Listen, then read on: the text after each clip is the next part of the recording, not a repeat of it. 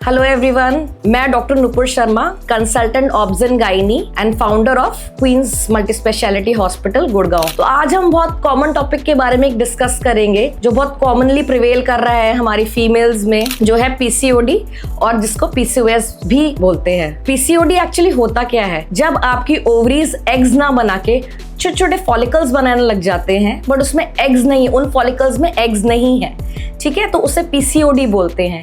ये पीसीओडी और पीसीओएस में डिफरेंस क्या है?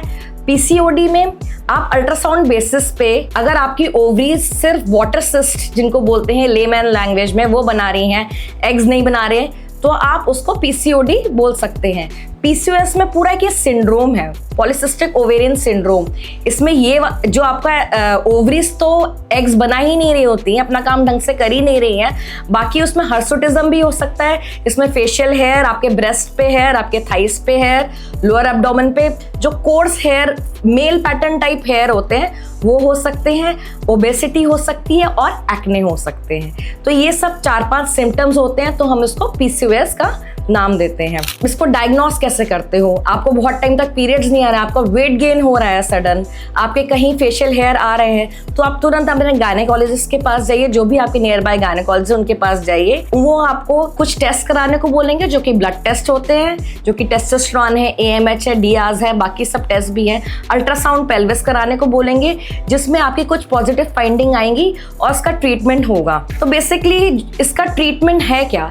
इसका ट्रीटमेंट जब हम स्टार्टिंग में पेशेंट को इरेगुलर साइकिल्स बहुत टाइम के लिए हो रहे हैं तो उसमें हम ओसीपीज दे सकते हैं। साथ के साथ पेशेंट को बोलते हैं कि डाइट मॉडिफिकेशन और एक्सरसाइज पे ध्यान दें, क्योंकि इन तीनों की वजह से ही इनका पीसीओडी करेक्ट हो सकता है। बाकी लोगों का सबसे इंपॉर्टेंट क्वेश्चन है, पीसीओडी में ओसीपीज लेने से फर्टिलिटी इफेक्ट होती है? अभी की नहीं, बाद में फ्यूचर में जाके फर्टिलिटी पे क्या इफेक्ट होती है? तो इसमें मेरा कहना यह है कि नहीं, ऐसा कुछ नहीं होता। इनफैक्ट ओसीपीज लेने के बाद जब तक आप ले रहे हो तब तक उसका इफेक्ट होता है।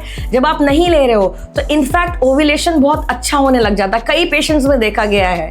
और मैंने भी कई पेशेंट्स में, अपने जो मेरे पेशेंट्स आते हैं उनको मैंने देखा कि पीसीओडी ट्रीट करने के बाद उनके एग्स बहुत अच्छे बन रहे हैं, वो तुरंत कंसीव कर जाते हैं। तो ओसीपीज लेने में कोई डरने की बात नहीं है, यही इसका ट्रीटमेंट है। बाकी आप एक पर्टिकुलर टाइम तक अपने गायनेकोलॉजिस्ट के अंडर इस ट्रीटमेंट को लेते रहें और डाइट और एक्सरसाइज पे फोकस करें। सिर्फ डाइट और एक्सरसाइज से ही ये क्योर होगा। क्या पीसीओडी या पीसीओएस एक क्योरेबल डिजीज है या कंट्रोलेबल डिजीज है? ये पीसीओडी और पीसीओएस सिर्फ एक क्योरेबल डिजीज नहीं है। जैसे आपका डायबिटीज हो गया, थायराइड हो गया, हाइपरटेंशन हो गया, वैसे ही पीसीओडी है।